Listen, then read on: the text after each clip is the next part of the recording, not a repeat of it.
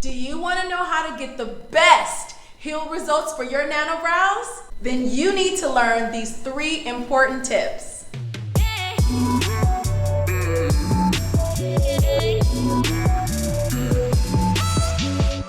So why are healed results even important to begin with? Well, it's because fresh work can be an imposter. Okay, it looks great when it's fresh. You see all these photos online and these videos. Oh my God, it's so amazing. But you don't know that it's only going to look that way for a few days before it starts to change. And during that healing process, once it's fully healed, it may not look that way at all. It may be completely gone, or it may look blotchy or just undesirable. So it's really important how your brows heal. So there's skill and there's artistry, and we want the 2 to come together beautifully. So tip number 1 for your nano brows is make sure you do not overload the pigment. This is vital. I can't tell you how many times, even after 6 months, I've seen my clients, their brows have looked amazing. Their strokes, chef kiss, the clarity, I see it. And then when I see them 3 years later, it looks like a blob. And if you're an artist, you know that this has happened to you too. And there is an important reason. There's been too much pigment deposited in the skin. And there are a few variables, okay? It's not just, it's not just about how you implanted the pigment. It has a lot to do with the type of pigment you used. If you're using a saturated hair stroke style where there's full color all the way through the stroke with the tapered ends, then it's better to use an inorganic pigment or a very light hand with that application. Versus if you're doing something more pixelated, then you can use a pigment that is more organic, okay? Organic means it's gonna penetrate the skin, you're gonna see that color pay off instantly. So that has a lot to do with why you end up with pigment overload.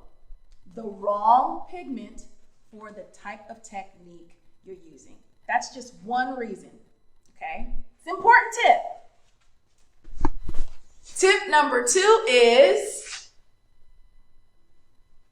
incorrect spacing.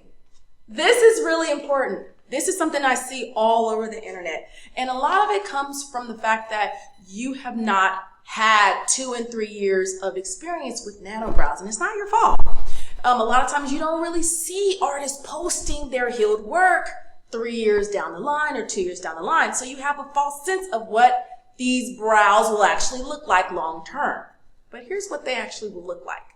A blob, a blurry, ugly blob of color. No definition at all. Not even nice powder brows. It just looks like dense color. And that is the last thing you want when you're expecting to have longevity of hair strokes. All right, so it's really important that you leave negative space. Don't be afraid to allow a safe distance between each stroke. Now remember, we have 2 sessions for a reason. So on that first session, regardless of the skin type, if they have oily combination, dry skin, sensitive skin, you want to still leave a little bit of space in between the strokes. And if your customer's like, it just feels like it's too gappy, I need more, I need it to look more filled in. Ensure them that on the touch-up, once we see if there's going to be any amount of migration in the hair strokes, at that time, if the strokes are at a safe distance, then we will add more strokes. But if in fact all of those strokes spread out, then the spacing that you left, it will be closed up anyway. It'll be like a lot smaller. So maybe you created your initial strokes like this, but once it heals and it closes in like this, then there's really no place to add an additional stroke anyway. And you have a chance to really see it and visualize it and, have a good game plan as to what you're going to do on that perfecting session. So this is really important. Less is more. Tip number 3 is you're approaching nano brows with a one-size-fits-all approach. And that's exactly what you don't want to do. Whether that's using one pigment for every type of guest you have, regardless of their age, regardless of their skin type, Or you could be using the same color on everyone with regard to pigments. You could be using the same type of techniques. So you're giving everyone saturated hair strokes or everyone pixelated hair strokes. And you're finding that, you're seeing blowouts, or you're seeing that it's taking you 15 passes to have clarity in your hair strokes.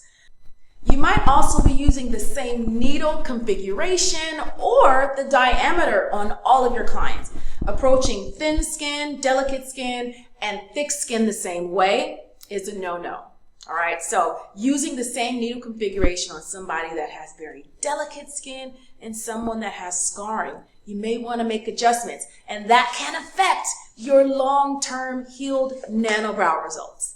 Also, machine speed. I get asked this question all the time. What needle speed are you using? What machine speed are you using? And I tell them, but it doesn't matter, because if your hand speed isn't the same as my hand speed, then the machine speed, it's not going to matter. It may still not give you the desired results that you want. And ultimately, you're going to end up with healed results that you're not happy with. So I hope you found these tips helpful.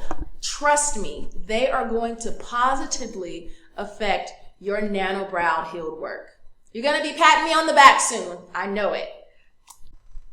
If you want to receive more information about healed work, nano brows, or just PMU in general, join our free mentorship program where we talk everything brows. That's powder brows, microblading, hybrid brows, and of course, nano machine hair stroke brows.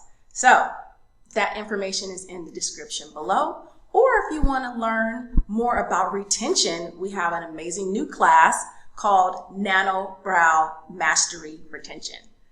More about that in the description as well. Thank you so much for watching, and don't forget to like, comment, and subscribe. Bye.